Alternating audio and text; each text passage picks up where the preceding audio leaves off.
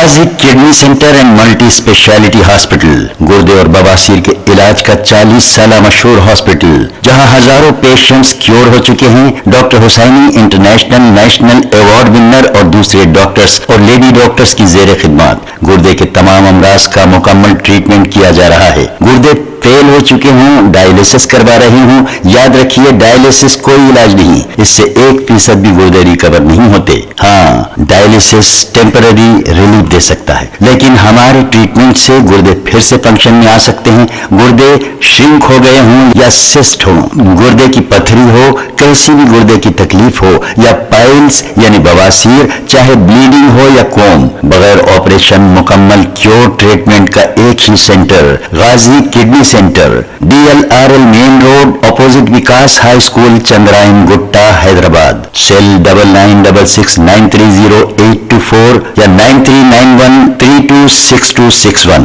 अब करेंगे आपको अपडेट, तो लाइक कीजिए, शेयर कीजिए, चर्चा करना ना भूले। चैनल न्यूज़ आपकी आवाज़।